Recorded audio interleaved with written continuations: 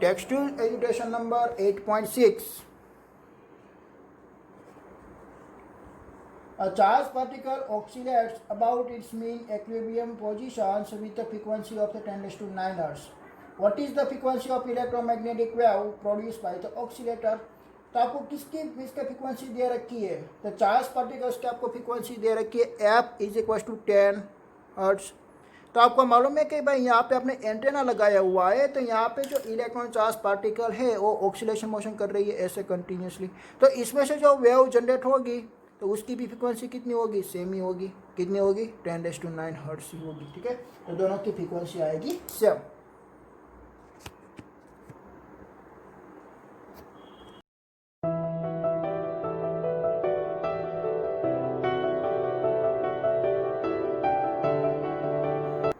Textual exercise number 8.7. The amplitude of magnetic field part of the harmonic electromagnetic wave in vacuum is B0। आपको एक magnetic field का एक part आपको दे रखा B0, 510 nano Tesla. तो उसका मीनिंग होगा 510 × 10⁻⁹ Tesla. Okay, what is the amplitude of the electric field part of the wave. तो आपको इलेक्ट्रिक फील्ड का एम्पलीट्यूड निकालनी है। ओके, तो इक्वेशन क्या आएगी, by intensity of electric field is a maximum with respect to magnetic field, तो B0 × C, ऐसा ही उसका इक्वेशन आएगा। ठीक है, ओके, तो B0 की वैल्यू आपको दे रखी है 510 × 10⁻⁹ और C की वैल्यू है 3 × 10⁸। ओके, तो उसका आंसर आपको मिलेगा 153 न्यूटन पर कूलम इनवर्स, न्यूटन पर कूलम। ठीक है, क्योंकि इलेक्ट्रिक फील्ड का बेसिक इक्वेशन क्या, यूनिट क्या होती है, न्यूटन पर कूलम होती है, या वोल्ट पर मीटर भी आप लिख सकते हो। Okay,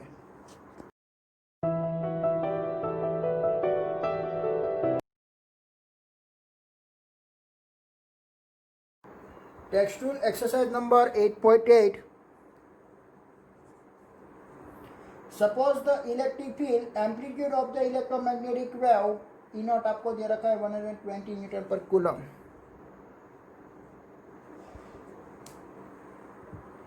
and that is the frequency is mu = 50 megahertz. Frequency भी आपको दे रखी है, f = भी आप लिख सकते हो 50 megahertz. So that 50 × 10⁶ hertz. Determine the B0। आपको क्या कौन कौन सी वैल्यू निकालनी है, B0 की वैल्यू भी निकालनी है, देन आफ्टर ओमेगा भी आपको निकालनी है, एंगुलर फ्रीक्वेंसी, वेव प्रोपोगेशन भी निकालनी है, देन आफ्टर वेव लेंथ भी आपको निकालनी है। Okay, and find the expression for E and B, और E और B का एक्सप्रेशन भी आपको निकालना है। तो फर्स्ट ऑफ ऑल हम B0 की वैल्यू फाइंड आउट कर लेंगे, क्यों, क्योंकि आपको E0 की वैल्यू दे रखी है। ठीक है, ओके, तो उसका इक्वेशन क्या होती है, E0 = B0 × C। तो आपको B0 निकालनी है, तो E0/C आ जाएगी 120/3 × 10⁸। सो दैट उसका आंसर आएगा 40 × 10⁻⁸। अगर आप उसको नैनो में कन्वर्ट करना चाहते हो तो 400 × 10⁻⁹ टेस्ला। ठीक है, ओके, तो B0 = क्या मिलेगा आपको, 400 nano Tesla. This is B0। आपको B0 फाइंड आउट हो गया। देन आपको ओमेगा निकालनी है। एंगुलर फ्रीक्वेंसी का इक्वेशन होता है 2πf। तो आपको फ्रीक्वेंसी दे रखी है, तो 2π से मल्टीप्लाई कर दीजिए, तो 2 × 3.14 × 50 × 10⁶। तो आपकी ओमेगा की वैल्यू आपको मिलेगी 3.14 × 10⁸ रेडियन पर सेकेंड। कोई दूसरी क्वांटिटी भी फाइंड आउट हो गई। देन आपको निकालनी है वेव प्रोपोगेशन। तो आप वेव प्रोपोगेशन आप कैसे निकालेंगे, देखिए कि भाई वेव प्रोपोगेशन मीन्स के लाइट और स्पीड क्या होती है, ओमेगा/k होती है ना। वेलोसिटी क्या होती है, बेसिक वेलोसिटी का इक्वेशन होता है ओमेगा/k, बट इलेक्ट्रोमैग्नेटिक वेव है तो उसके लिए आप E = क्या लिख सकते हो, C भी आप लिख सकते हो। So that C = ओमेगा/k। तो ओमेगा की वैल्यू मीन्स आपको k की वैल्यू डिफाइन करनी है, क्योंकि आपके पास ओमेगा की भी वैल्यू अवेलेबल है और लाइट और स्पीड की भी वैल्यू अवेलेबल है। सो दैट k = ओमेगा/c, और ओमेगा की वैल्यू 3.14 × 10⁸ अपॉन मीन्स के k की वैल्यू, C की वैल्यू 3 × 10⁸। तो k की वैल्यू आपको मिलेगी 1.05 रेडियन पर मीटर, 1.05 रेडियन पर मीटर। k क्या होती है, 2π/λ होती है ना, सो दैट रेडियन पर मीटर। देन पर आपको निकालनी है लैम्बडा की वैल्यू। तो आपके पास वेव प्रोपोगेशन अवेलेबल है k is equal to 2 pi upon lambda, so that lambda is equal to 2 pi upon k, तो 2 इंटू 3.14 अपॉन 1.05, तो लैम्बडा भी आपको मिल जाएगी 6 मीटर। देन आपको दोनों की टर्म निकालनी है। ओके, तो इलेक्ट्रिक फील्ड का इक्वेशन में बेसिक में लिख देता हूँ यहाँ पे, E is equal to E not sine k x minus omega T, और उसकी एक्सिस होती है जे कैप, उसकी एक्सिस होती है जे कैप। ओके, ये है उसकी एक्सिस। ओके, तो आपको क्या करनी है कि भाई इसमें आपको सभी सारी टर्म आपको लिख देनी है। तो देखिए यहाँ पे ई नॉट का मैग्नीट्यूड आपको कितना दे रखा है 120 साइन, के की वैल्यू आपको कितनी दे रखी है 1.05 एक्स, ओमेगा की वैल्यू आपको कितनी दे रखी है 3.14 into 10⁸ tesla J cap newton पर कूलम। वैसे आपको बी का भी फॉर्मूला बनाना, B not sine k x minus omega T k cap, ठीक है। तो J cap cross k cap is equal to आएगा आई कैप। तो बी नॉट की वैल्यू आपने निकाली 400 नैनो टेस्ला, साइन के की वैल्यू 1.05 एक्स, ओमेगा की value 3.14 into 10⁸ T k cap, और उसका यूनिट आएगा टेस्ला आएगा, ठीक है। ओके, तो ये आ गया एक्सप्रेशन ऑफ बी और एक्सप्रेशन ऑफ ई, ये दोनों का फॉर्मूला आपको मिल गया।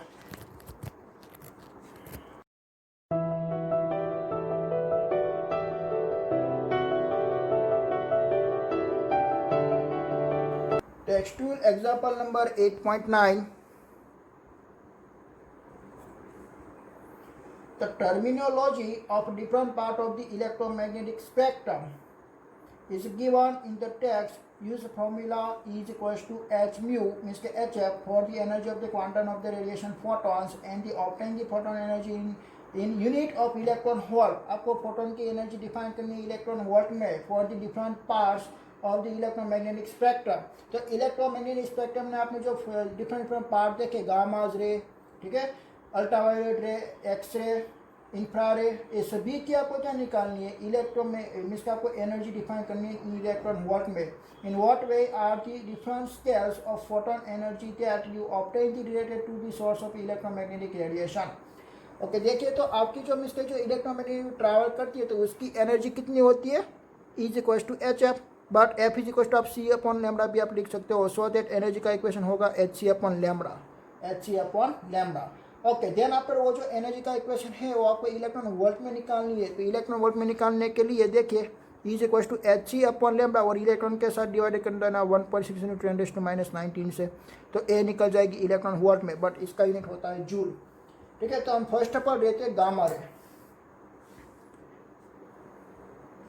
तो जो गामा रे की जो फ्रीक्वेंसी होती है ना, वो फ्रीक्वेंसी स्टार्ट होती है 10⁻10 मीटर से लेके, उसकी वेवलेंथ, सॉरी उसकी जो वेवलेंथ होती है वो वेवलेंथ स्मॉल होती है, बट फ्रीक्वेंसी उसकी लार्ज होती है, ठीक है। ओके, तो उसकी जो वेवलेंथ होती है लैम्बडा, तो लैम्बडा की रेंज होती है 10⁻10 मीटर टू 10⁻14 मीटर। तो हम फर्स्ट ऑफ ऑल 10⁻10 लिखेंगे, देन आप 10⁻14 लिखेंगे। ओके, तो उसके हम एनर्जी फाइंड आउट कर लेंगे। तो E is equal to H C upon lambda, so that 6.62 into 10⁻34, it is the Planck constant H की value. Then after light of speed की वैल्यू होती है 3 इंटू 10⁸ अपॉन वेवलेंथ की वैल्यू होती है 10⁻10, 1.6 इंटू 10⁻19। ओके, तो उसका जो आंसर आएगा वो आंसर आती है 12.4 इंटू 10⁻3 इलेक्ट्रॉन वोल्ट, बट आप साइंटिफिक वैल्यू में उसको कन्वर्ट कर दीजिए तो 1.24 into 10⁻4 electron volt. Then after दूसरा काम निकालेंगे, तो E is equal to 6.62 into 10⁻34 into 3 into 10⁸ upon 10⁻14 into 1.6 into 10⁻19। Okay, तो उसका जो आंसर आएगा वो आंसर आएगा 12.4 into 10⁻7 electron volt, but 1.24 into 10⁸ electron volt. हमको ओनली फॉर ऑर्डर ही उसका देखना, ऑब्जर्वेशन करना है। इस नियर बाई टू हम क्या लिख सकते हैं, इस near by two 10⁸ electron volt, और उसके नियर बाई टू हम क्या लिख सकते हैं 10⁻4 इलेक्ट्रॉन वोल्ट, क्योंकि 1 के नियर ही है, ठीक है। तो ओके, तो उसकी जो एनर्जी मिली वो एनर्जी कितनी मिली, 10⁴ to 10⁸ electron volt. Energy is 10⁴ to 10⁸ electron volt for gamma rays के लिए, ठीक है, वो एनर्जी जो मैक्सिमम है। ओके, देन आफ्टर सेकेंड हम दूसरा स्पेक्ट्रम मीन्स की जो पहले था गामा रे की फ्रीक्वेंसी थी मैक्सिमम, सो दैट एनर्जी भी मैक्सिमम फाइंड आउट हुई। देन आफ्टर है एक्सरे। तो जो एक्सरे की जो वेवलेंथ होती है वो वेवलेंथ आएगी 10⁻⁸ मीटर टू 10⁻13 मीटर तक। ये आपको रेंज भी याद रखनी पड़ेगी, तभी आपका ये न्यूमेरिकल सोल्व हो पाएगा ना। ये गामा रे की रेंज होती है 10⁻10 टू 10⁻14, वैसे ही एक्सरे की होती है 10⁻8 टू 10⁻13। अगर ये रेंज ही आपको नहीं याद तो आप कैसे फाइंड आउट कर सकते हो। ओके, तो देखिए उसकी एनर्जी आपको निकालनी है 6.62 into 10⁻34 into 3 into 10⁸ upon 10⁻8 1.6 into 10⁻19। तो उसका आंसर आपको मिलेगा 124 इंटू 10⁻² इलेक्ट्रॉन वोल्ट, ठीक है। देन आप नेक्स्ट हम फाइंड आउट करेंगे। जो नेक्स्ट आएगा वो आएगा lambda is equal to 10⁻13 metre है, 10⁻13 मीटर, ठीक है। तो E is equal to 6.62 into 10⁻34 into 3 into 10⁸ upon 10⁻13 1.6 into 10⁻19। तो उसकी एनर्जी हमको मिलेगी 124 10⁵ इलेक्ट्रॉन वोल्ट, 10⁵ इलेक्ट्रॉन वोल्ट, ठीक है। बट उसके हम नियर बाई टू हम वैल्यू हम डिफाइन करेंगे। तो देखिए कि भाई उसका ऑर्डर है 10⁻² में है, 10⁻² में है। तो हमको क्या कर देना है कि भाई 1.24 कर देना है, तो 10⁻4 हो जाएगा और ए हो जाएगा 10⁻7। तो उसकी वैल्यू कहाँ फाइंड आउट हो गई, 10⁻4 टू 10⁻7 तक हमको मिल गई, ठीक है। बट यहाँ पे 10⁻8 दे रखा है ना, तो उसका ऑर्डर नियर बाई 2 होगा 10⁻2 इलेक्ट्रॉन वोल्ट और उसका आएगा 10⁻7 इलेक्ट्रॉन वोल्ट। तो आपको क्या मिला कि भाई this energy is 10⁻2 to 10⁻7 electron volt.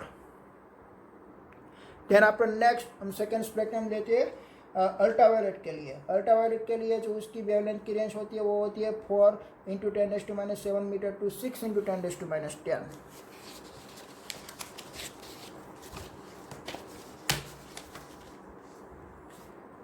Third हम कंसिडर कर देते हैं अल्ट्रावायलेट रे।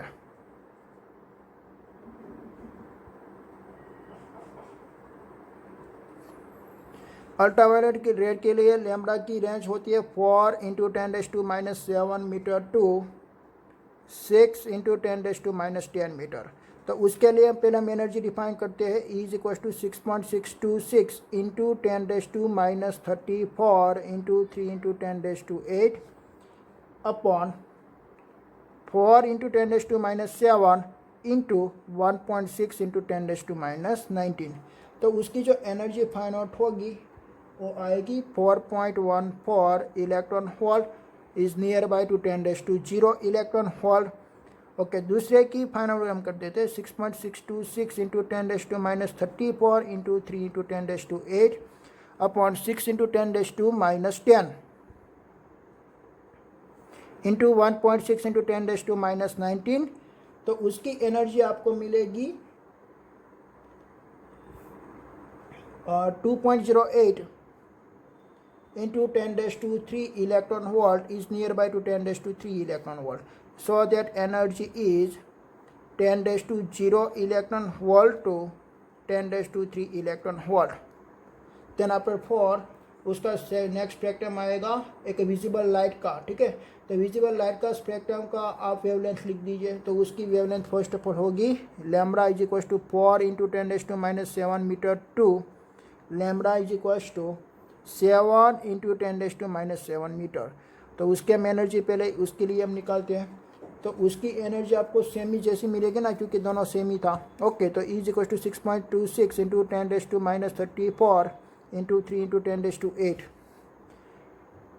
4 into 10⁻7 1.6 into 10⁻19, so that 4.14 electron volt is equal to 10⁻0 electron volt. दूसरे के हम फाइंड आउट कर लेते हैं 3 इंटू 10⁸ अपॉन 7 इंटू 10⁻⁻7 और इंटू 1.6 इंटू 10⁻⁻19।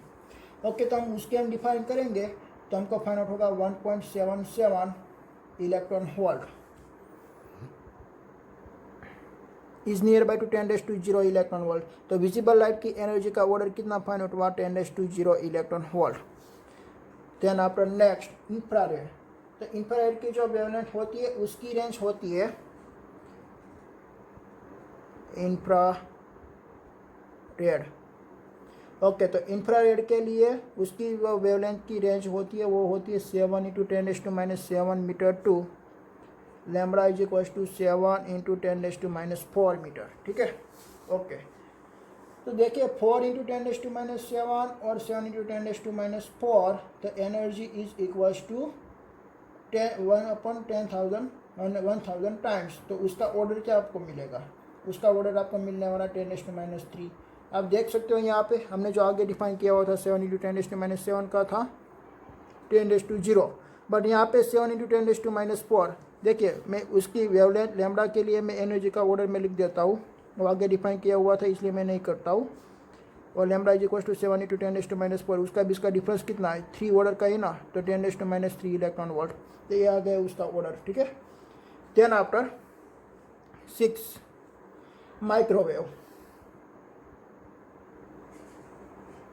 तो माइक्रोवेव की जो रेंज होती है वो होती है 1 mm टू 0.3 मीटर। ठीक है, तो उसकी हमको डिफाइन करनी पड़ेगी, तो हम डिफाइन कर लेंगे 6.626 into 10⁻34 into 3 into 10⁻8 upon 10⁻3, 1 mm इसका 10⁻3 into 1.6 into 10⁻⁻19।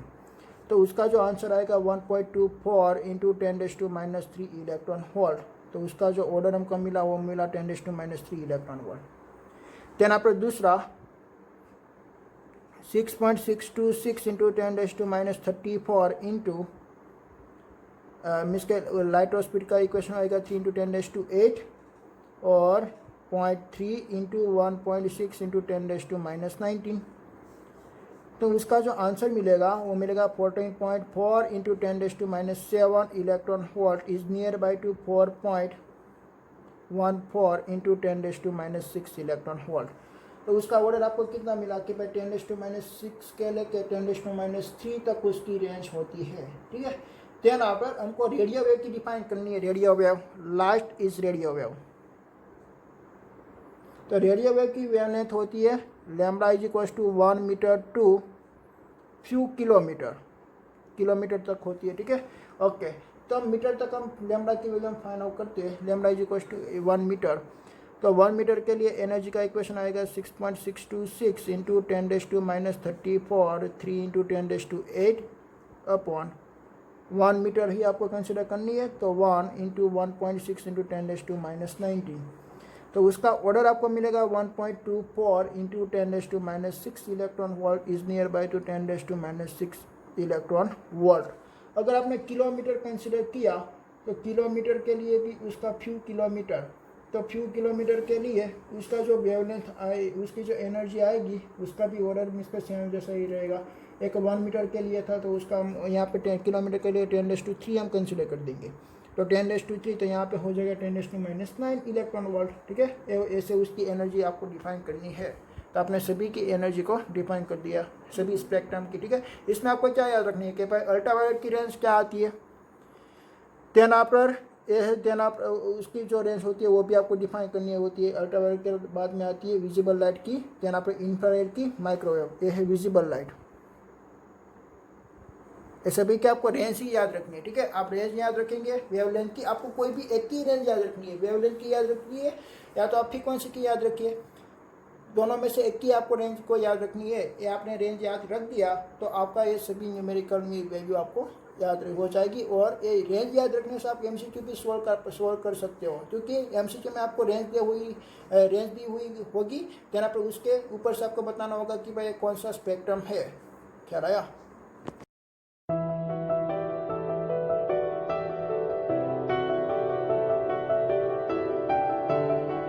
Textual education number 8.10। In a plain electromagnetic wave, the electric field oscillates sinusoidally a frequency, उसकी आपको फ्रीक्वेंसी दे रखी है 2 × 10⁻10 हर्ट्ज।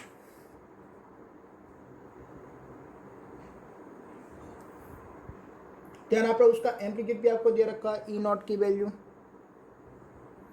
48 वोल्ट पर मीटर। तो what is the wavelength of wave, तो आपको wavelength of wave निकालनी है, लैम्बडा आपको निकालनी है, ठीक है। ओके, तो वेवलेंथ आपको कैसे आप निकालेंगे, देखिए देन आपको फर्स्ट ऑफ ऑल आपको निकालना वेवलेंथ ऑफ वेव, देन आपको नेक्स्ट आपको निकालनी है what is the amplitude of the oscillating magnetic field, magnetic field आपको निकालनी है। देन आपको निकालना है see show the average energy density of electric field and equals to the average density of magnetic field, दोनों की एवरेज डेंसिटी भी आपको निकालनी है, ठीक है। ओके, तो फर्स्ट ऑफ ऑल हम क्या निकाल देते हैं, वेवलेंथ लैम्बडा। तो वेवलेंथ लैम्बडा आप कैसे निकालेंगे कि भाई सी इज इक्वल टू इक्वेशन होती है lambda upon T, but T आपको नहीं दे रखी है तो 1/t इज इक्वल टू आप लिख सकते हो lambda F, so that lambda is equal to आप निकाल सकते हो सी अपॉन एफ। तो 3 × 10⁸ अपॉन फ्रीक्वेंसी आपको दे रखी है 2 × 10⁻10, तो उसका आंसर आपको मिलेगा 1.5 × 10⁻2 मीटर। ओके, देन आपको निकालना है मैग्नेटिक फील्ड का एम्पलीट्यूड्स, तो वो आप कैसे निकालेंगे, आपको सेकंड निकालना है मैग्नेटिक फील्ड का एम्पलीट्यूड। तो E naught is equal to C B naught, so that B naught is equal to E naught upon C. तो इलेक्ट्रिक फील्ड का एम्पलीट्यूड आपको दे रखा है 48/3 × 10⁸8, सो दैट 16 × 10⁻8 टेस्ला, ये आ गया मैग्नेटिक फील्ड का मैग्नीट्यूड, ठीक है। देन आपको नेक्स्ट थर्ड आपको निकालना है so that average energy density of electric field is equal to the average energy density of magnetic field. तो इलेक्ट्रिक फील्ड की आप एनर्जी डेंसिटी निकालिए, तो उसका इक्वेशन होती है 1/2 ε0 2 ठीक है। ओके, तो यहाँ पे देखिए कि भाई RMS की वैल्यू मैं पुट कर देता हूँ, RMS की वैल्यू होती है E0/√2 का स्क्वायर। ओके, तो उसका जो आंसर आएगा वो आंसर आएगा आपका ε0 E0 का स्क्वायर अपॉन 4, क्योंकि देखिए √2 का स्क्वायर हो जाता है 2 और 2 मिलते 4, तो यहाँ पे सभी की आप वैल्यू पुट कर दीजिए 8.85 × 10⁻12 और E0 की वैल्यू है 48 का स्क्वायर अपॉन 4। तो यहाँ पे उसका आंसर आपको मिलेगा energy of electric energy density of electric field is 5.1 × 10⁻9 joule per metre cube, ठीक है, जूल पर मीटर क्यूब आप लिखते हो। देन आप नेक्स्ट आपको निकालनी energy density of magnetic field की, तो उसका इक्वेशन कैसे निकलेगा, यहाँ पे 2 है तो यहाँ पे भी आप 2 लिखिए, यहाँ पे ε0 है तो यहाँ पे μ0 लिख दिए और यहाँ पे b² RMS। ओके, तो इसका ही सेम जैसा ही b0/√2 का स्क्वायर कर दीजिए और 2 μ0, तो उसका फॉर्मूला मिलेगा b0 का स्क्वायर अपॉन 4 μ0। ओके, तो b0 की वैल्यू आप पुट कर दीजिए, b0 की वैल्यू कितनी है 16 10⁻8 का स्क्वायर और अपॉन 4 × 4 × 3.14 4π × 10⁻7 होती है ना, तो उसकी मैग्नेटिक फील्ड की एनर्जी भी कितनी आएगी, सेम जितनी होती है 5.1 × 10⁻9 जूल पर मीटर क्यूब, ठीक है। ये आ गई दोनों की फील्ड की energy density. This is the energy density of electric field and this is the energy density of a magnetic field. Okay.